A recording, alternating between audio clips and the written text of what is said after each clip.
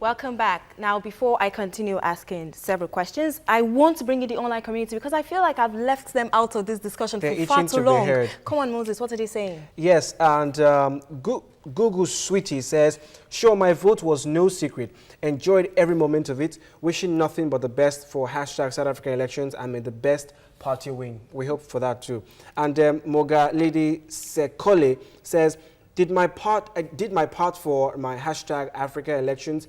Viva voted, my vote counts. And Alberto Allen says, hashtag South Africa first elections with a born-free generation.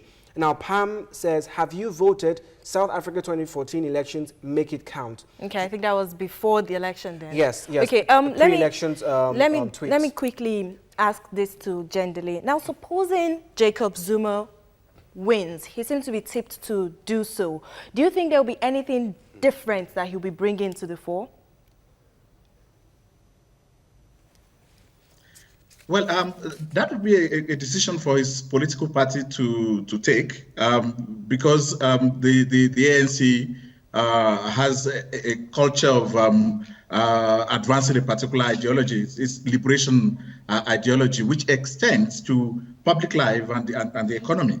And if the party gives the direction and he fails to follow that direction, then one might kind of see the kind of thing that happened to Thabo Mbeki happening to him.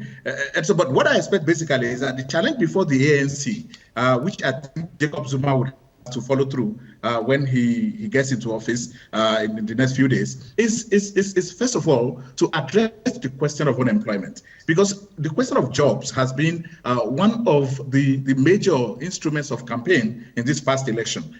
This political party that had promised people jobs, and opposition party was using that to campaign. So when they come into office, it's an opportunity to kind of clean up this problem as much as they can, because not also forgetting that the issue of unemployment is becoming quite a global phenomenon, and so they have to look into that. The second issue is that they need to see through the process of the Nkandla Gate.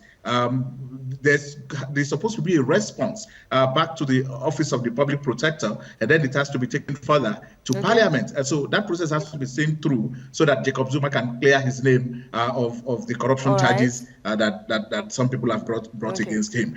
In addition to that, finally, he has to be prepared to reposition. Yeah. Okay, no, I want to just say your final words. Final words. Final words is to quickly say something about the question of moral standards and elections in Africa particularly. When you talk about high moral standards, who defines these high moral standards? And I guess that is one of the problems that we have had particularly in Africa, when we simply look at our leaders and think because they have certain characteristics other than what the law expects of them.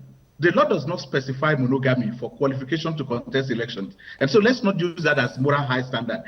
The mere fact that you are not a monogamist doesn't mean you are immoral. That's my opinion. Finally, let us all learn a lesson from the elections to show that democracy is quite significant to growth in Africa.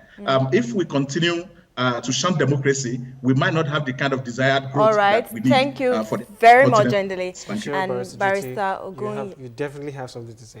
In closing, so briefly. Briefly, in closing, I think that if Jacob Zuma is re-elected president of South Africa, he has one more opportunity to reposition not only his party but his country and ensure that the promises of deracialization in South Africa, the promises of racial justice, the promises of economic justice held out by the ANC as a movement and later on as a party are fulfilled.